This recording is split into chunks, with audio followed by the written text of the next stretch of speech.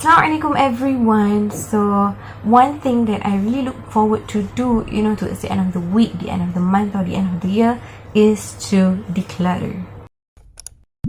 Declutter what, should you ask? It's decluttering my life, literally decluttering my life. Sometimes when things get all messed up in the mind, I would usually, resort to cleaning my room or cleaning my desk, basically cleaning something that is in front of me. And on the matter of decluttering our life in general, I feel that it has to go through a few stages. And today I'd like to share with you two concepts in which I have learned and I have gained through the activities of decluttering. Decluttering life begins when we have the desired need to let go. And speaking about letting go, I totally understand on the things that are very sentimental to us, especially the things that we cannot let go. On the choice of should I throw this or not? Better don't. Maybe I want to keep it for something else or sometime later. But it is important for us to, understand the importance and the need of wanting to let go in the first place. And that's, the entire idea of decluttering. Especially on things in which you realize that you haven't been touching it for months, for years, for many times now, and it's just collecting dust. So perhaps what you might want to consider is to perhaps recycle them, or maybe the trend right now that I have been seeing on Instagram is basically doing pre-loved sales, right? Selling it for a cheaper price, or you can actually exchange it with your friend, exchange with somebody who might need it.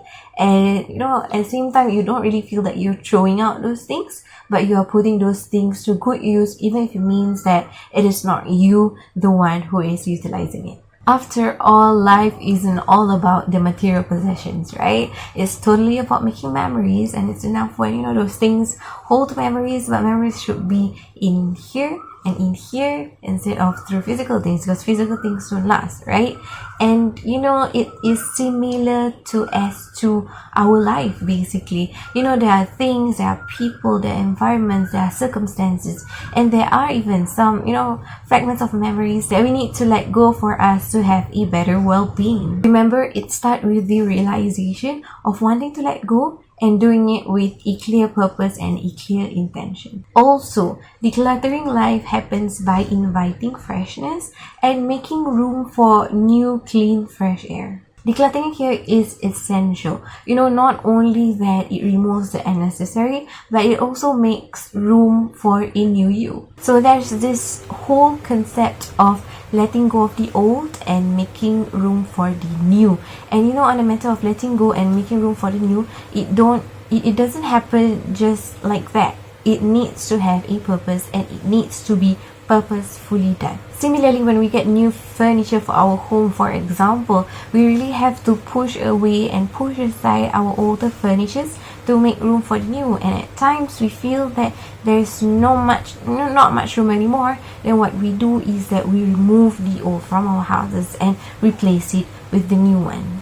Yes, letting go can be something very difficult to experience, but we really need to make that happen.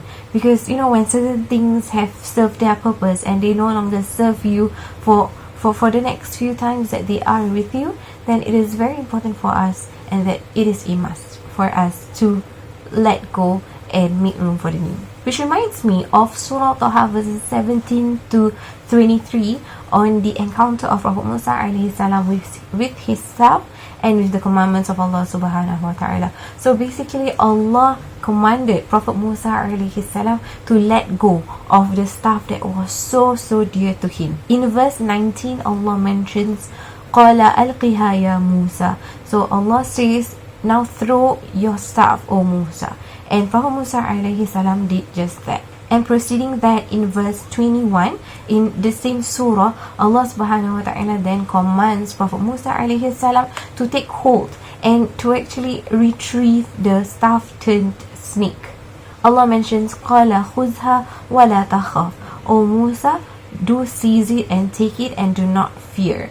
So basically what Prophet Musa alayhi salam did was that he put his utmost trust in Allah, he placed aside his fear, and he reached out to take the stuff-turned snake. Amazing, isn't it? How Allah subhanahu wa ta'ala teaches Prophet Musa alayhi salam in this particular verses, in this particular story, on the matter of letting go, having that trust in Allah, and to also take and embrace something new, embrace something that is different from the old.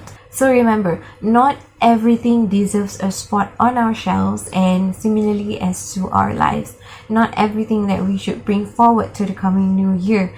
There are things in which that we really have to let go of, having that full trust in Allah, letting it go and wanting to start afresh. Trust me, you'll be amazed at how much better you will feel on the inside and how refreshing it can be. Let's work towards decluttering some part of our lives so that we can start afresh, start anew, start with a positive note, and as well as to go through the future days with much clarity. Certainly now is the time to declutter and let go, insyaAllah.